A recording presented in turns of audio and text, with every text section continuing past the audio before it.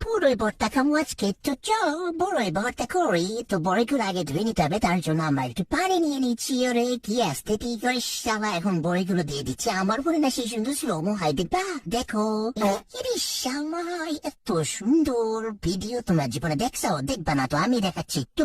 বড়ই তো তারপরে এখন এগুলো একটু সুন্দর করে ঢং করে করে একটু ধুয়ে নিচ্ছি। ধুয়ে নিয়ে এখন এগুলো পানির থেকে তুলে নিবো, সবগুলো তুলে নিচ্ছি। তুলে নিয়ে এখন আমি যাচ্ছি হামান দিস্তা দুটা। আমার মা এটাতে পুত্তা বাপ্পা করে এখন এরকম মেয়েরা কিনছে, মেজাজটা খারাপ হবে না, এখন এটা ধোয়া লাগতেছে। আমরা এটা এখন এই হামান দিস্তার মধ্যে একটু একটু করে বড়ে নিবো। একদম তো খুব বাবা মর সুন্দর সুন্দর ভর্তা, আলু ভর্তা সরে এরকম ভর্তা হবে আর কি। এমনি তুলে তুলে নিবা, এরপরে আবার একটু দিয়ে দিবা, তারপর আবার সরে কুবাই কুবাই এসে ভর্তা বানাই নিয়ে আবার এখন আবার কুবাই কুবাই করে ভর্তা বানাই সরে সব তুলে নিয়ে আবার ভর্তা, আবার বারবার ভর্তা করবা। ভর্তা করতে করতে এখানে হয়ে গেছে। আচ্ছা এখন আমরা কয়েকটা মরিচ আর কি ধুয়ে নেবো। ধুয়ে নিয়ে এখন এই মরিচের বুটা ফালাই এর মধ্যে ধামান দিস্তার মধ্যে দিয়ে এর মধ্যে কুবাই কুবাই সালার ভর্তা করে তারপর এর মধ্যে দিয়ে দিবো শোলক পাতা। ধনে পাতা কিন্তু না, শোলক পাতা, ইউনো শোলক পাতা।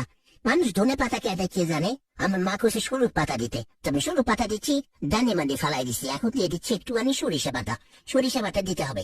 এরপরে বিট লবণ, এখন দিয়ে দিচ্ছি অল্প একটু চিনি, এটা একটু মানে টকে একটু কম করবে। আর এখন দিয়ে দিচ্ছি সরিষার তেল। সরিষার তেল দিয়ে এখন শোলরে কুবাই কুবাই একটা ভর্তা বানাই শোলা খোদা হয়ে গেছে। তারপরে এখন সব ঢেলে নেবো একটা বাটিতে, পেট নিয়ে আচ্ছা মতো মাখ। তারপরে এখন জীবনে তো প্রসুক্তি দিয়েছে শোলের মধ্যে মধ্যে ভর্তা বানাই আর কি স্বাদের মধ্যে বিক্রি করতে হবে। এখন আর কি অল্প একটু নিয়ে আমার চেক করে দেখা উচিত যে 20-30 হয়েছে নাকি।